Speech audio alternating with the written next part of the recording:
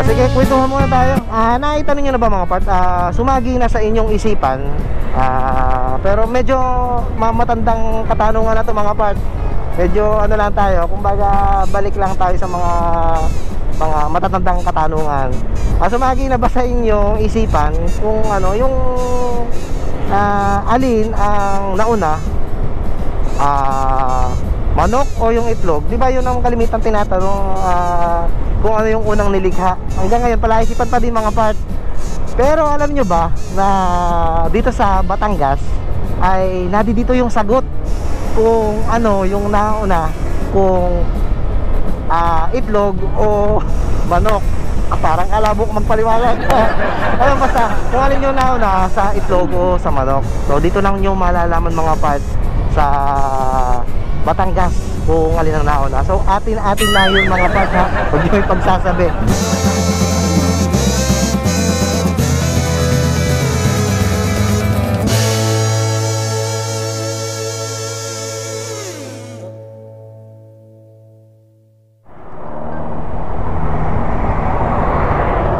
Okay, recording. Inayos ko lang itong ating 360. Laging parang napupuno, pero kadami pa ng space. Hindi ko masyadong kabisado ang settings ito. Kahit medyo matagal-tagal natin ginagamit. Okay na, dito na tayo sa may Concepcion nata. Nakakasakop nito kasi din sa bandang unahan natin, ayan na yung LTO dito sa Batangas City mga part. Okay, tabi-tabi pa din tayo. Okay, napapansin nyo mga part yung ating itaas. Bakit ganun ganun ang langit? Kakasabi ko lang na mainit ay kumulimlim. Pero sa parte yun sa may una-una, doon sa may pa, sisimula pa lang natin sa may bypass road nung mainit. Medyo malayo-layo na tayo doon, kaya siguro iba dito sa lugar na to. Okay, welcome San Jose, Batangas. Dito magandang daan mga parts sa may parting paunahan. 4 lanes na asfaltado na napakasarap bumakbak. Kaso hindi tayo mabakbak. Pass tayo dyan.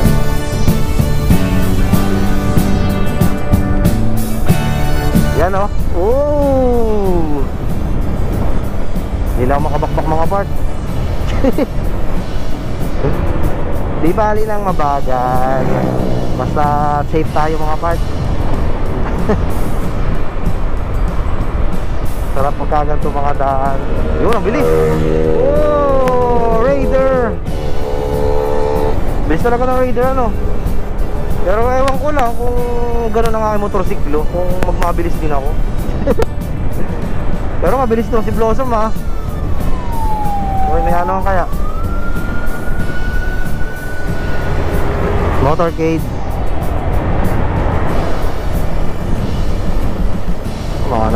Naka-Aerox, madami naka-Aerox.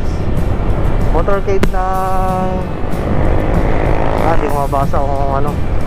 Okay, welcome Barangay Kalansayan.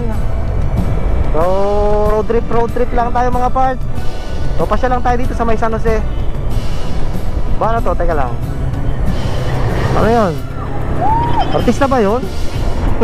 Hindi ko makilala. Sige, kwentuhan muna tayo. Ano bang magandang kwento natin para kayo malibang dito sa ating biyahe mga part? Sige, isip tayo. Nakita niyo na ba mga part? Sumagi na sa inyong isipan. Pero medyo matandang katanungan na to mga part. Medyo ano lang tayo, kumbaga balik lang tayo sa mga matatandang katanungan.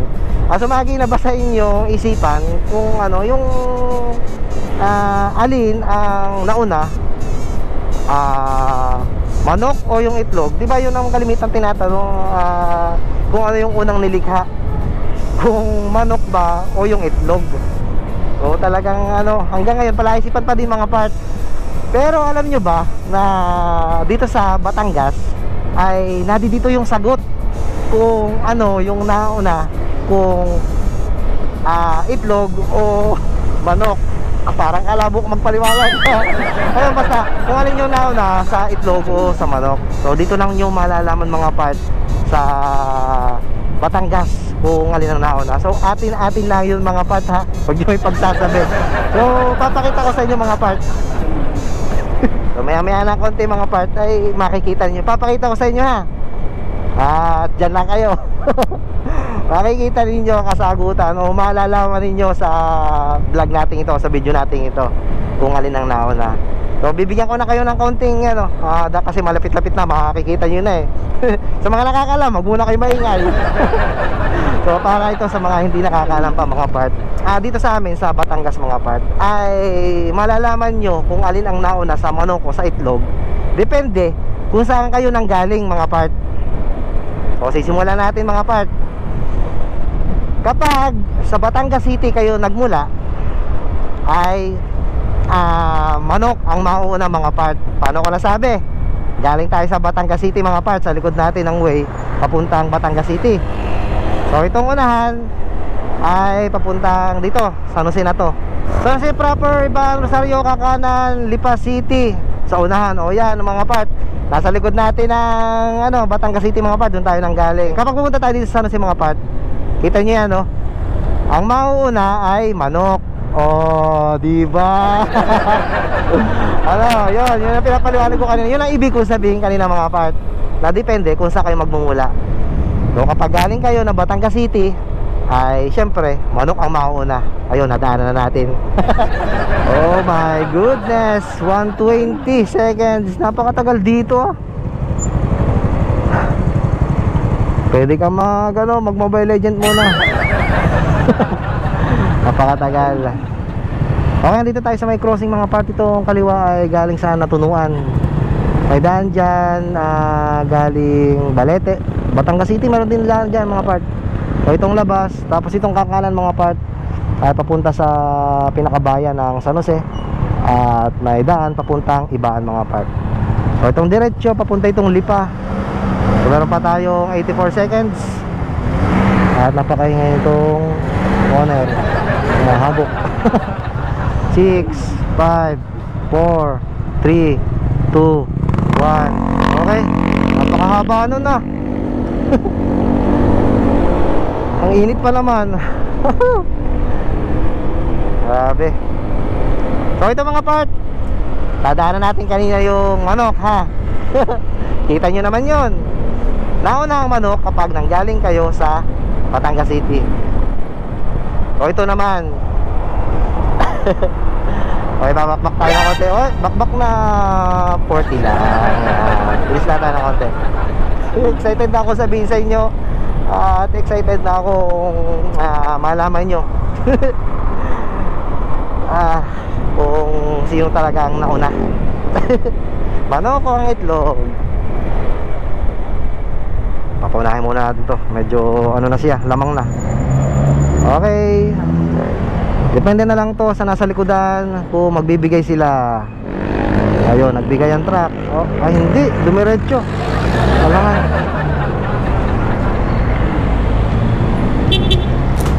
Hindi kayo nagbibigay yan, nagbigay na ako. Okay, diretso.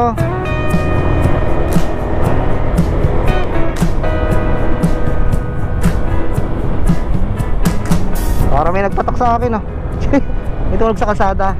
So ito mga part, ito na yon. Itong way na diretso, itong pakaliwa ay papuntang Lipa. So ito mga part, papakita ko. Ayan. Laki na itlog Okay, diretso muna tayo. Dito tayo sa way ng Palipa. So kung manggagaling kayo mga part sa Lipa, ay itlog naman ang mauna. Okay sabi sa inyo dito lang sa Batangas mga part, malalaman ang kasagutan kung alin yung nauna, kung itlog o yung manok. Okay, balik na tayo. Nakita nyo na mga part, nalaman nyo na. Big bike. So muli dadaanan natin itong itlog para ma-experience nyo din.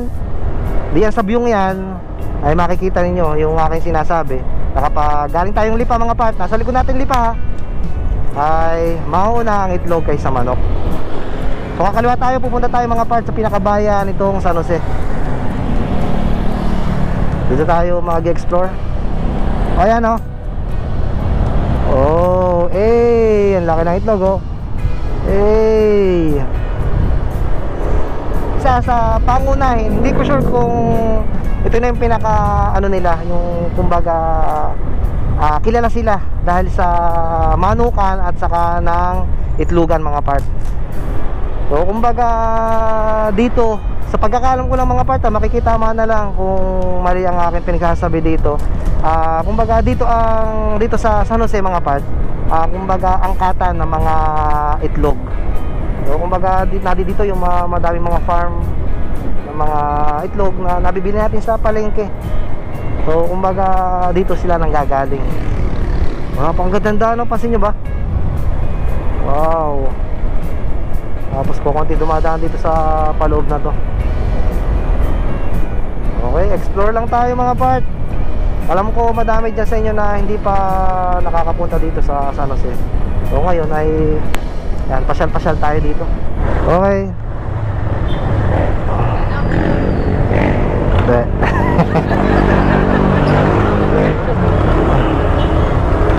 Ay, ito tayo. Mga tropa natin nasa loob ng jeep. Okay, dito tayo mga part sa pinaka kumbaga bayan ba? Okay, yan oh. Wow, tourism building. Tapos simbahan dito sa San Jose. Wait lang, titigil lang tayo ng konti. Silip-silip lang. Yan oh. Napakaganda, grabe naman mga sir. Pwede kaya dito, teka lang. Ano lang tayo, hindi man tayo paparking. Wow, napakaganda oh. St. Joseph. Hindi masyado mabasa, medyo malabo ang ating mata. Oh, napakaganda, ang ganda dun oh. Wow, grabe. Itong pinaka-park noong una, hindi ganyan yan. Oh, tapos ito oh. Oh, wait lang. Ang dami nating ano, nakita dito magaganda oh. Oh, dito lang muna tayo ha. Okay, yan oh. Museo de San Jose. Lumang ano siya, building. Siguro sinauna pero kumbaga yung inayos ginawang modern.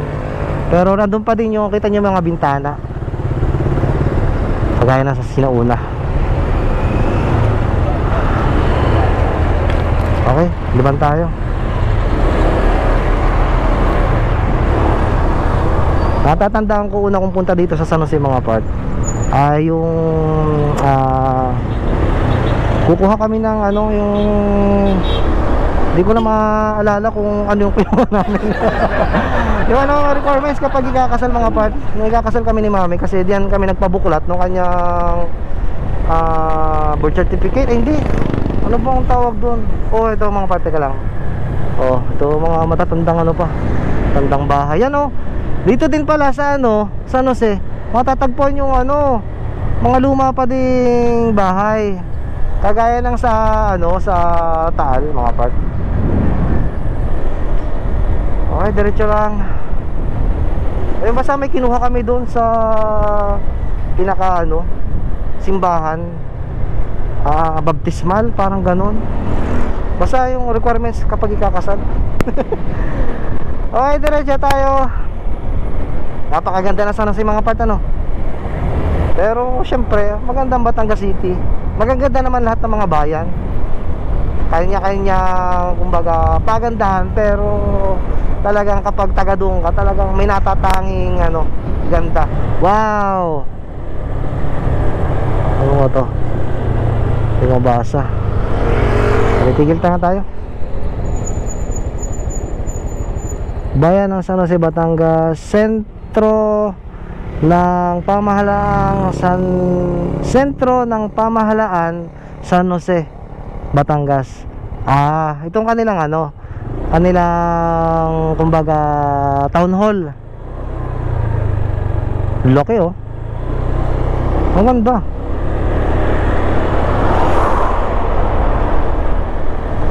So dito pa din tayo San Jose mga part. Pero itong way na ito, ang lalabasan natin o tatagusan ay bayan na ng Ibaan.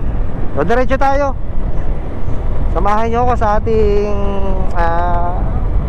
pag ano, rides pa ang tamang ano doon, pamasyal okay, diretso lang. Oh, may busina.